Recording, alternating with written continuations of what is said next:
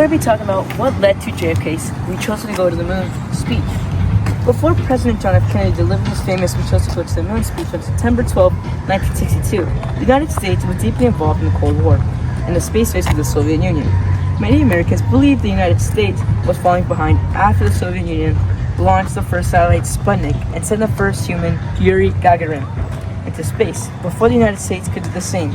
These events created pressure on the U.S. government to demonstrate leadership in science, tech, and exploration. Kennedy used his speech at Rice University in Houston, Texas, to build public support for an ambitious national goal, landing a man on the moon and returning him safely to Earth before the end of the 1960s. He presented space as a new frontier, comparing exploration of space to earlier periods of discovery and innovation in human history. Kennedy argued that great achievements required courage, effort, and a willingness to take on difficult challenges. The speech was not only about reaching the moon. Kennedy emphasized that space exploration could expand human knowledge, inspire scientific progress, and help ensure that space would be used for peaceful purposes rather than military conflict. He believed that leading in space was important for American security, global influence, and future development. His most famous line, "We chose to go to the moon, not because they are easy, but because they are hard," captured the idea that difficult goals bring out the best in a nation's abilities and determination. The speech became one of the defining moments of the space race and helped rally support for the Apollo program. 7 years later, in 1969, the goal Kennedy described was achieved when Apollo 11 successfully landed humans on the moon. Now, we go to the speech. No man can fully grasp how far and how fast we have come. But condense, if you will, the 50,000 years of man's recorded history in a time span of but a half a century. Stated in these terms, we know very little about the first 40 years, except at the end of them, advanced man had learned to use the skins of animals to cover them.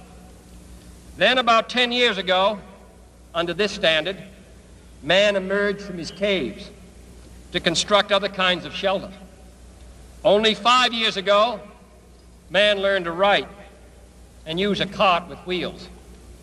Christianity began less than 2 years ago. The printing press came this year.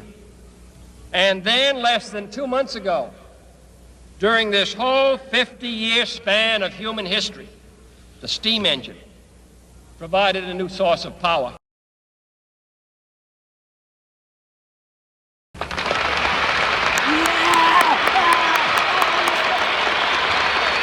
That was very good.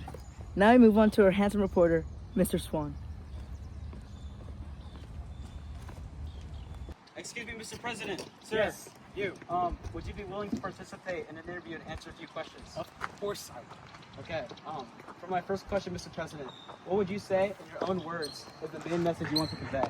The main message that I want to convey is that the United States will go to the moon by the end of the decade because it will drive technology, unite the nation, as well as cement America as a global leader in space exploration. And for my next question, Mr. President, how did you perfect the delivery of this message to the audience regarding the mode of persuasion? The primary modes of persuasion that I used were pathos and logos to perfect my message. One way that I used pathos to perfect my message was through this paragraph.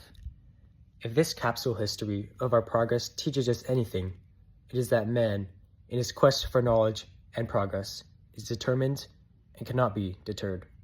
The exploration of space will go ahead, whether we join in it or not. It is one of the great adventures of all time, and no nation which expects to be the leader of other nations can expect to stay behind in the race for space. One way that I used logos within my speech was from this paragraph.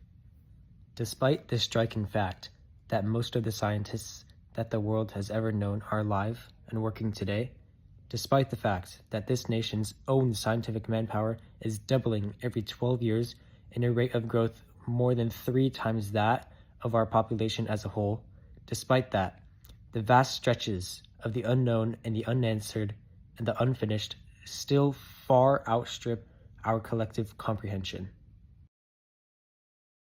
And for my last and final question, Mr. President, What rhetorical devices did you utilize to further exhibit your desire to put the United States in front of other countries in regards to space exploration?